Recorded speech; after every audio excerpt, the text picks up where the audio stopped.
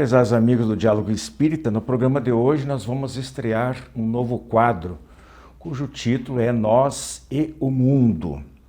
Com ele nós visamos lhes oferecer uma oportunidade de conhecer um pouco mais de alguns aspectos a mais que envolvem a doutrina espírita, principalmente no que diz respeito à forma de nos relacionarmos com esse mundo, com as pessoas, fatos, ideias, com a natureza.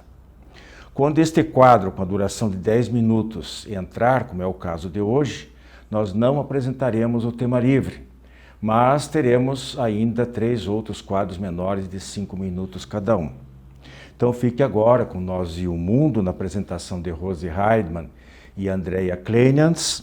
Mas antes nós temos o Fonte Allan Kardec com Mariana Valim, o Presença Literária com Edelgéria Miranda, e eu volto no final para apresentar as razões dos fatos, para comentar sobre uma oferta de $500 mil feita por um bilionário americano que se dispõe a pagar essa quantia a quem lhe provar com toda certeza que existe vida além da morte. Alguém aí se candidata? A partir de agora, o Diálogo Espírita de número 429 está no ar.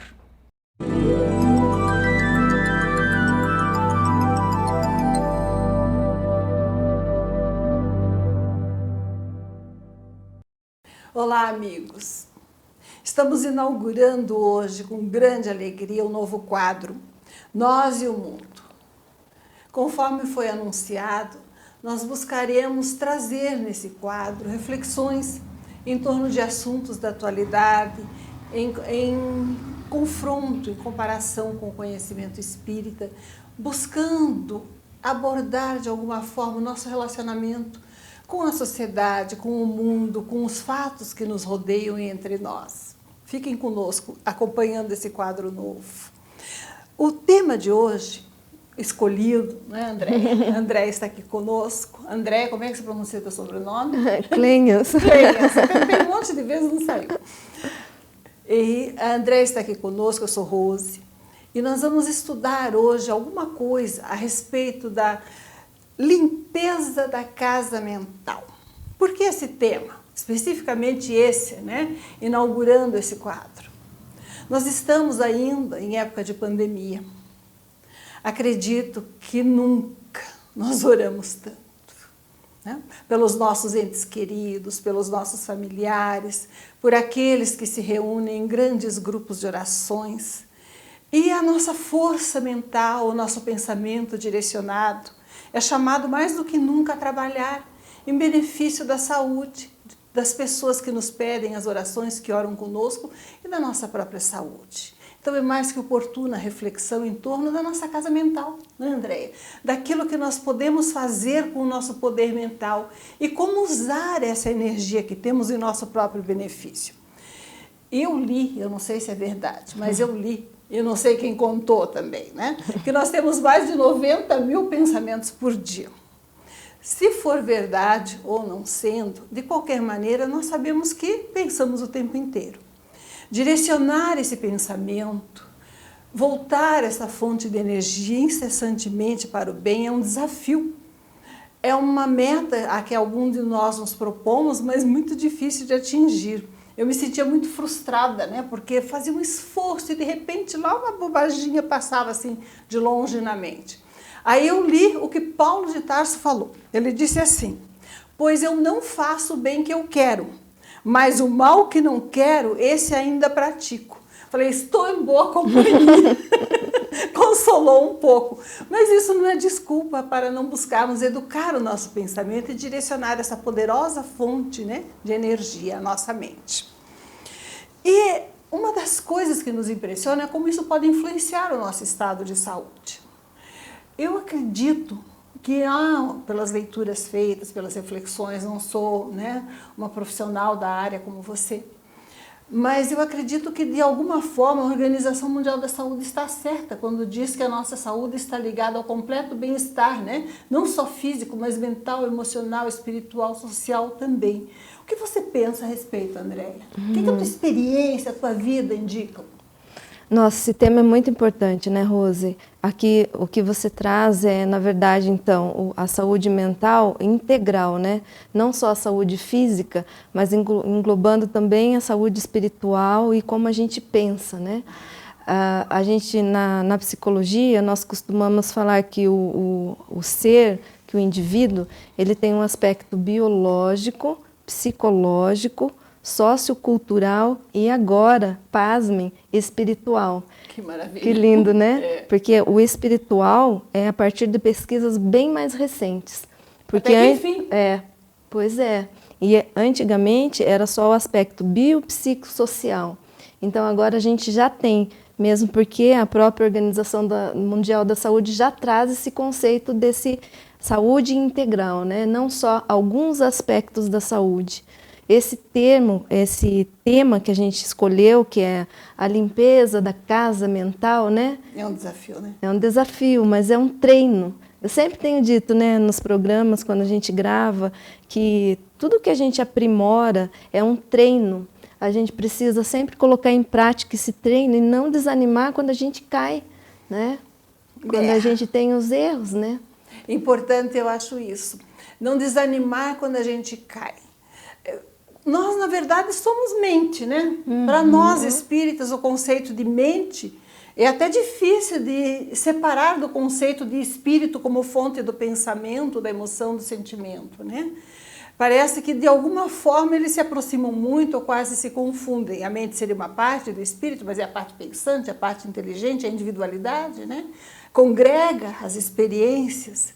Quando eu penso assim no nosso pensamento influenciando a nossa saúde, a primeira coisa que eu me lembro é que hoje nós temos uma epidemia, que não é do Covid, nós temos uma epidemia de casos de depressão também, né?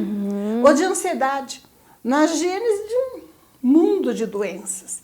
Eu li em algum lugar, André, que eles dizem que o depressivo ele vive mais no passado. Ele se preocupa com coisas que já aconteceram, se prende a elas e de alguma forma, né, a energia ruim de coisas que aconteceram há muito tempo atrás, não deveriam mais estar presentes, ele voluntariamente ou involuntariamente traz presentes e vive naquele quadro. E o ansioso, ele só pensa no futuro, está sempre planejando, programando, prevendo, imaginando, enxergando catástrofes, às vezes que nunca acontecem. Isso tudo é, de uma forma, para mim, parece assim, desperdício de energia mental. Por quê? Porque o presente, que é o único momento que a gente pode mudar, não é vivido. Você viveu no passado ou no futuro, a maior parte do tempo. E direcionar a nossa mente no presente, né, é o desafio. O que você acha sobre isso? É Qual é a verdade. forma? O que a gente pode fazer, né, para não sobrecarregar a mente com esse lixo? Nossa, isso é muito importante e isso faz parte desse treino que a gente estava falando há pouco, né? Então, o André Luiz traz essa menção à casa mental, né? Que é essa organização que inclui o inconsciente. Ele chama de subconsciente, né? Nessa parte do livro. E ele fala do consciente e ele fala como se nós tivéssemos uma casa de fato, com um porão, com a parte da casa que é a parte social, a sala, os lugares que a gente transita, e com a parte de cima, que é o sótão, né? Então ele fala que na parte da base, nessa nossa casa mental, seria o que a gente traz de memória, de vidas passadas, de experiências. Então ele fala que ali é a parte que a gente treinou muito tempo, né? que são os nossos hábitos arraigados, que a gente faz sem perceber e já está fazendo, já está repetindo. No automatismo. No automatismo. E a parte da casa, que é da convivência, seria o presente, seria o que a gente está fazendo agora, o que a gente tem consciência. E a parte de cima é o que a gente aspira, seria a parte do melhoramento espiritual, né? Então, isso que você fala, a influência do pensamento sobre a saúde mental, como a gente lida, como a gente faz esse treino no dia a dia, né? Então, e como ele faz? Me conta, porque eu vivo tentando e vou lhe dizer, estou mais com Paulo de Tarso, o que eu não quero eu faço. Questão 919 do Livro dos Espíritos, né? Começou bem, né? Que traz essa informação, né? Conheça-te a ti mesmo.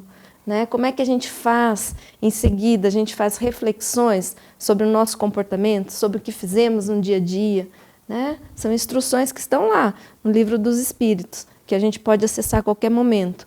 Como é que a gente faz esse exame? Uma oração, uma meditação, né? Uma prece, um olhar para dentro. Conheça-te a ti mesmo, olhe para você. O que você tem feito? Como você tem agido? E corrige o que acha errado. Corrige o que acha errado. Sabe o que eu penso? Juntando, né, com isso tão importante que você trouxe, eu penso que também tem uma outra parte meio diferente que, para mim, né, que sou muito autocrítica, é fundamental. Para nós termos, né, pensamento direcionado para o bem, harmonia interior, tranquilidade, para mim, né, a base é nos aceitarmos primeiro, também. Juntando com essa autocrítica e direcionamento, nós temos que saber o que somos. Somos frutos de um processo evolutivo, né? Como princípio espiritual, adquirimos pensamento contínuo na fase humana há poucos milhares de anos. Agora estamos na fase seguinte, que é o desafio para direcionarmos o nosso pensamento contínuo, não conseguimos deixar de pensar, para o tempo inteiro para o bem. Para a construção, para o direcionamento dessa energia. Então, a aceitação das nossas próprias dificuldades, do nosso próprio processo, do nosso próprio momento, mas o comprometimento e o engajamento na busca, né, desse aperfeiçoamento, numa busca ativa, nos dão a harmonia. Para mim, isso faz parte desse processo. Buscar, fazer autocrítica, buscar o aprimoramento, mas, ao mesmo tempo, não sermos demasiado exigentes conosco por não termos atingido ainda metas que o tempo nos trará se nos empenharmos. Esse equilíbrio é que eu acho difícil. E aqui entra essa limpeza da nossa casa mental, né?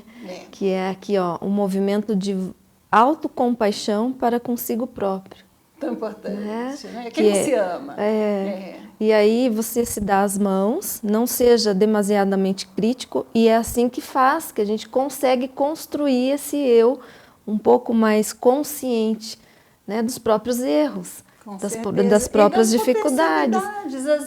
Das de virtudes tudo que que cada um tem, né? Não focar tanto no cinzento só também. No colorido, né, Rosa? Deus fez um mundo com cores, perfumes, gosto, cheiro, né? A capacidade mais miraculosa que existe, além de pensar, que é como é que alguém consegue amar, de repente, né? Uma pessoa que era estranha, um filho, um netinho que nasce, alguém que não estava na tua vida, e de repente você tem um amor total por aquela criaturinha, né? Teu pensamento produz luz quando você pensa nela ou está com ela. Então, essa capacidade de direcionamento, para mim, tem que ser um processo feito em harmonia. Construção de um mundo melhor a partir da nossa própria casa mental. Com hábitos simples até. Para mim, pessoalmente, foi muito importante nessa busca organização. Ter uma agenda para anotar as coisas, para não ter que ficar pensando nelas, para saber que eu vou lembrar, né? Não acordar de noite pensando, não posso perder. Desapegar, doar tudo que a gente não usa, que não precisa, deixar a casa mais vazia, né? Que fica juntando lixo, né? Fica juntando. Eu sou assim meio gananciosa para livro, eu adoro ler, né? Então, de vez em quando, a minha biblioteca tem milhares. Dali a pouco você tem que doar um pouco, limpar.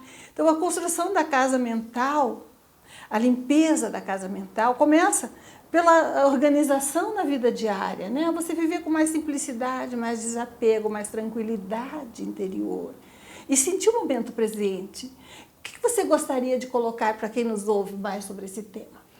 Rapidinho, né, falando sobre isso, a gente pode falar em outro momento, né, Claro, mas existe uma meditação que se chama Mindfulness, que é muito utilizada hoje em dia, e é a meditação da gente prestar atenção no momento presente, né? Então, aquilo que você falava há pouco, a gente trabalhar dentro do que estamos fazendo agora, para não ficarmos remoendo o passado e nem ficarmos pensando no que virá, né? Então, você está lavando uma louça, lave a louça, sinta a água, sinta a textura da louça, do detergente ou do sabão na sua mão, né? E isso faz com que você não deixe esse pensamento te atormentar, né? Pensamento ruim. Você não se detém nele, né? Deixa ir embora.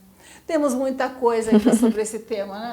Ainda mais que a experiência vontade de falar mais, também, né? Nem fale. Voltaremos a ele oportunamente em outros aspectos. Por hoje fica o nosso convite.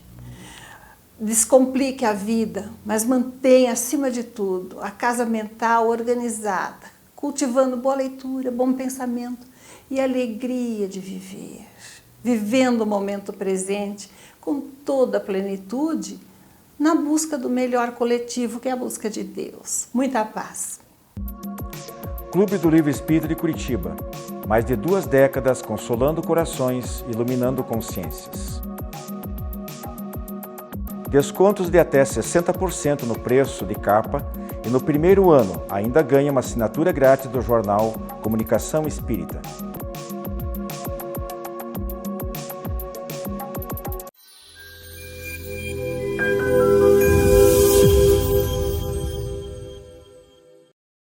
Olá, amigos!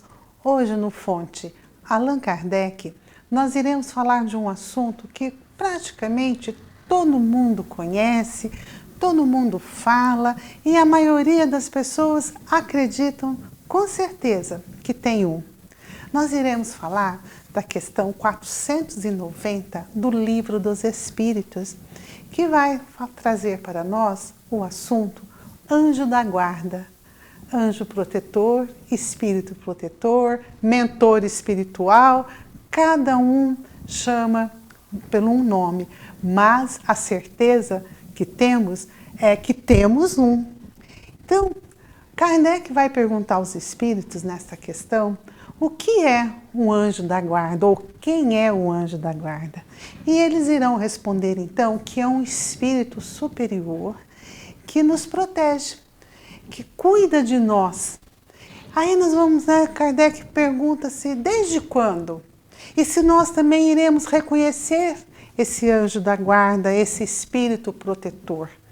E os espíritos irão responder que sim, que nós já conhecemos eles antes mesmo de reencarnarmos e que eles vão ficar conosco durante toda a nossa existência corporal. Enquanto estivermos aqui na Terra, nós temos o espírito protetor, o anjo da guarda. E aí Kardec pergunta assim, se ele também nos abandona nós, assim, se ele não fica meio chateado conosco e fica cansado e vai embora. Não, ele está sempre conosco. Lógico, ele se entristece no sentido assim, de quando ele nos dá bons conselhos e nós insistimos em fazer a coisa errada.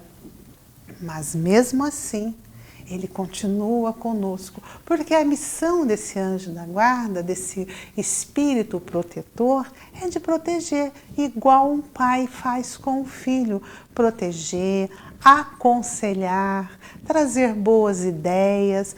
Quando estamos chateados, estamos tristes, está ali nos dando apoio, nos intuindo em coisas boas, coisas positivas. E no nosso espírito protetor, nós podemos reconhecê-los quando estamos no plano espiritual, quando nós deixamos a matéria e estamos no plano espiritual, nós vamos reconhecê-los. E também o que é bem interessante, que ele pode ser nosso espírito protetor por várias encarnações. Ele vai estar sempre cuidando de nós. E é uma missão que ele escolhe em fazer. Ele não é obrigado. É porque ele escolhe, então é designado ser. Lógico que ele vai ter aquela liberdade de escolher aqueles espíritos mais afins. Mas o anjo da guarda não nasceu, não foi criado perfeito. Ele é um espírito igual a nós, que foi criado simples e ignorante e que foi passando por todas as experiências e foi adquirindo a perfeição, a pureza relativa, e hoje ele vem nos ajudar para que também um dia nós sejamos anjo da guarda. Então, vamos agradecer sim e vamos escutar os bons conselhos. Um abraço a todos. Jornal Comunicação Espírita. Nesta edição, uma oração em tempos de pandemia. Educação, uma tarefa para toda a vida. As dores e os chakras. Os diversos tipos de educação e autoeducação. Em traços biográficos, o ilustre Alexander Arsakov. Jornal Comunicação Espírita. Assine e recomende.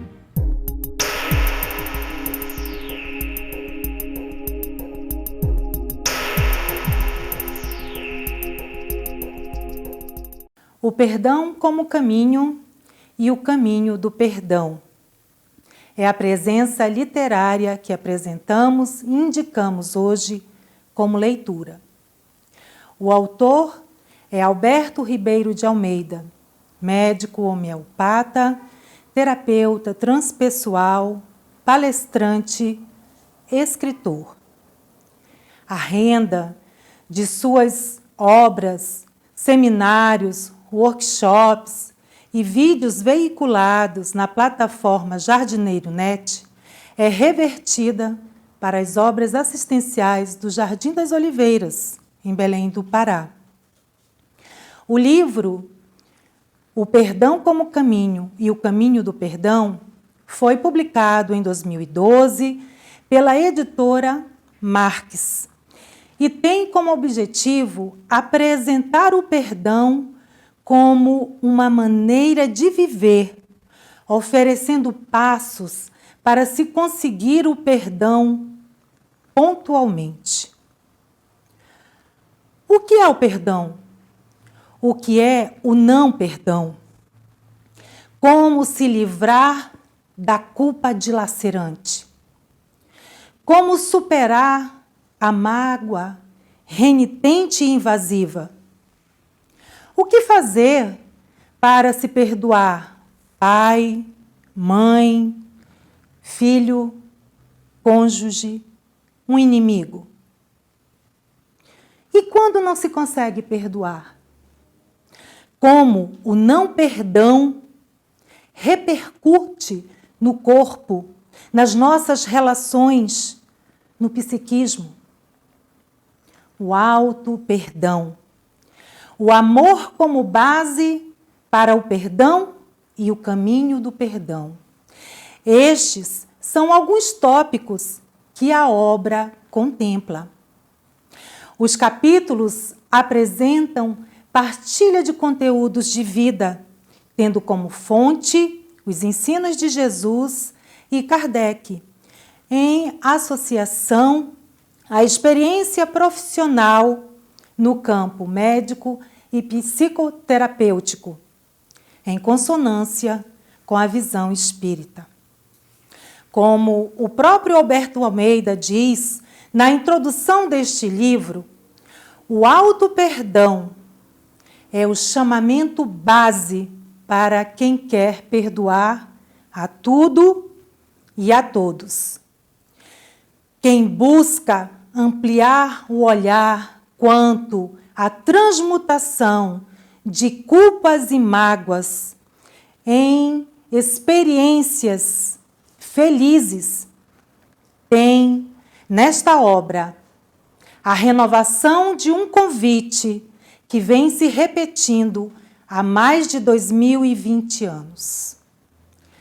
Bem-aventurados os misericordiosos, porque eles receberão misericórdia. Prezados, o perdão é o caminho para a felicidade. O caminho do perdão é libertação. Boa leitura e uma excelente semana a todos. Visite nosso canal no YouTube e confira nosso acervo de programas, debates, entrevistas, o diálogo aberto na visão espírita. Programa Diálogo Espírita, ADEPR no YouTube.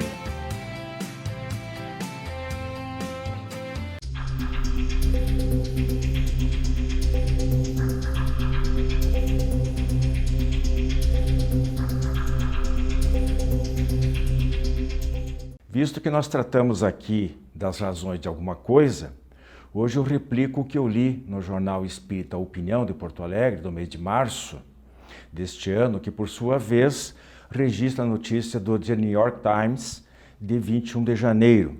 Trata-se do seguinte: o bilionário americano Robert Bigelow ofereceu premiações de 500, 300 e 150 mil dólares a quem apresentar provas da vida após a morte.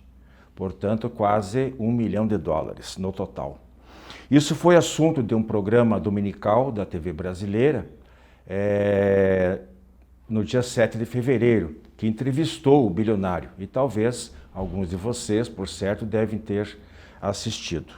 Ele reside em Las Vegas, é proprietário de uma rede de hotelaria e de uma empresa de tecnologia aeroespacial. E ele diz que já gastou milhões de dólares na tentativa de descobrir 2 mistérios: se há vida inteligente fora da Terra e se existe vida além da morte.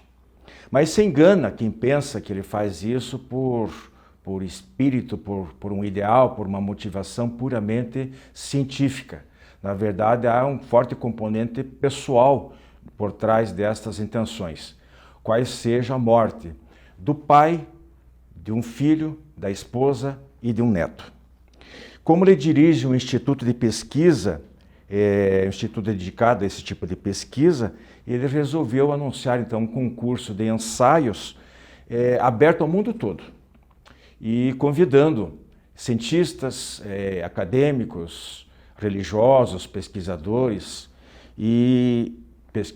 da consciência e qualquer outro tipo de pessoa que possa fornecer evidências da realidade da vida pós-morte.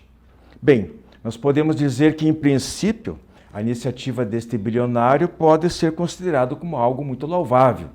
Agora, se ele vai ter êxito ou não, isso já é outra história. E não é a primeira vez que alguém aparece oferecendo somas de dinheiro para alguém provar com todas as possibilidades, com todas as comprovações necessárias, de que existe vida após a morte e também de que as almas daqueles que já passaram por aqui são capazes de se comunicar com os que já ficaram. Aqui mesmo no Brasil, umas 3 ou 4 décadas atrás, um parapsicólogo espanhol fez algo parecido, exigindo comprovações da mediunidade. As provas são inúmeras nesse sentido, e a gente não vai listá-las aqui porque se tornaria cansativo, e principalmente porque frequentemente nós trazemos esse tipo de notícia no programa. O fato é que os espíritos não são objetos ou animais para servirem de cobaias, para serem manipulados, se submetendo a mentes curiosas, ainda que bem intencionadas. E eu acrescento aqui 2 parágrafos de um artigo escrito por mim algum tempo atrás a esse respeito. O pesquisador sério deve levar em conta os mecanismos e leis que regem os fenômenos mediúnicos. Inutilmente tentará aplicar as mesmas metodologias de experimentação e análise usadas nas ciências físicas ao exame do fato mediúnico. Caso contrário, os resultados serão decepcionantes ou completamente nulos. Os espíritos são seres com individualidade, dotados de consciência e livre-arbítrio, e não se submetem aos caprichos dos homens obstinados em trancafiá-los entre as paredes dos laboratórios. Tais pesquisadores desejam dar ordens para que os espíritos apareçam a qualquer hora e lugar e repitam N vezes esse ou aquele ato, sem considerar inúmeros fatores que dificultam ou impedem determinada manifestação. Então, meus amigos, nós temos que ter olhos que vejam e ouvidos que ouçam, como nos diz o Cristo, evitando o comportamento de Tomé. Mais venturosos os que conseguem crer sem ver ou tocar. A ocorrência de fenômenos extraordinários pode impressionar os olhos, mas nem sempre satisfazem a razão. Boa semana a todos e até a próxima.